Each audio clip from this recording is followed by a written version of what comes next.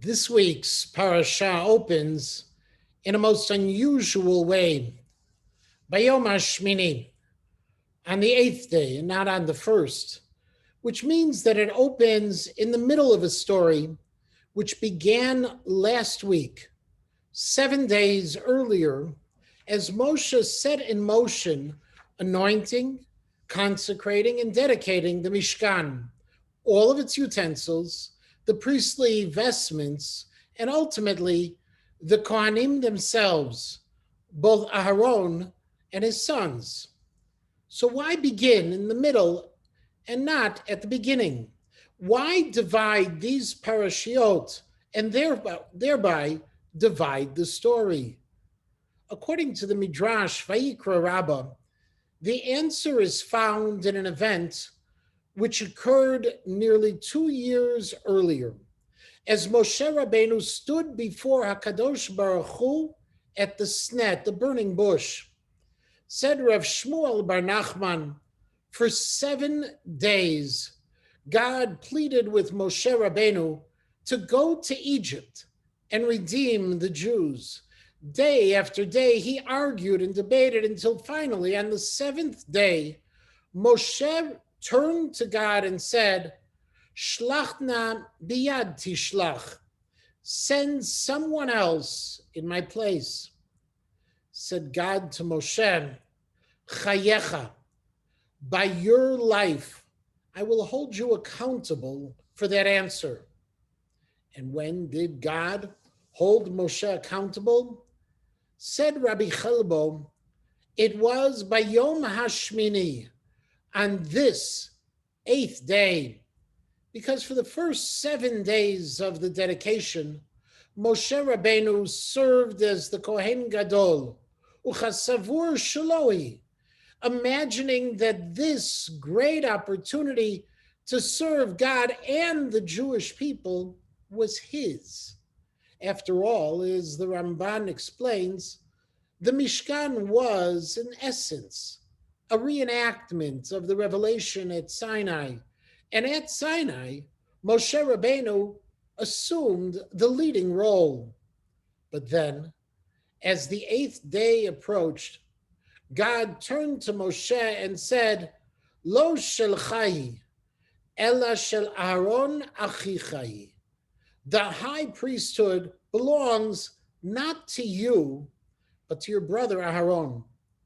And that is why this parasha opens with the words, Vayehi b'yom hashmini, because it was on this 8th day that Moshe learned what he had lost by arguing for those 7 days at the Snem, having to hand the mantle of the Kiuna Gedolah, the high priesthood, to his brother Aharon, which is a midrash that contains not only an explanation of a textual oddity, but as all midrashim do, a lesson in life, to think before passing on opportunities we are presented, even when they bear a measure of risk, because when fulfilled, those opportunities open new doors and expand the vistas of life for us and for others.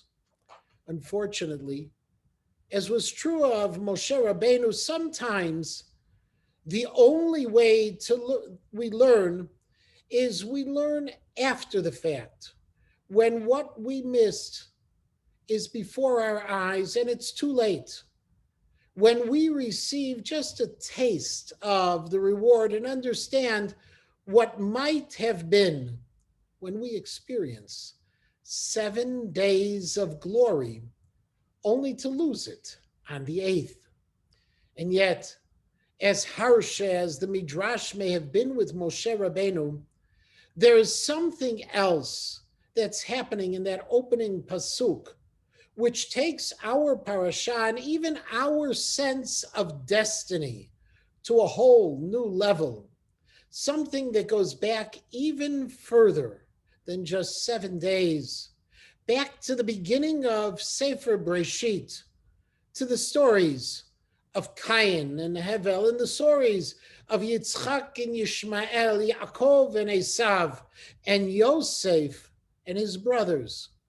Stories of fratricide, strife, tragedy, deceit, and distrust between brothers.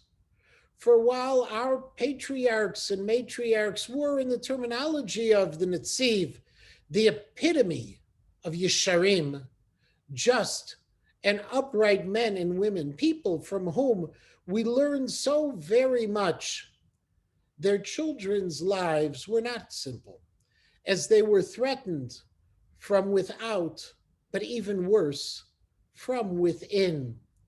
And each time a brother threatened a sibling, the future of our people lay in the balance until this Yom HaShmini, because it was on this 8th day that Moshe transferred the power of religious leadership, the inherited honor of the Keunah, to his brother Aharon. And it was from this day that Moshe Rabbeinu saw how his brother, who was not as great of a prophet and had erred so tragically at the episode of the golden calf, Moshe Rabbeinu saw how Aharon was given a role that he, Moshe, wanted so very much.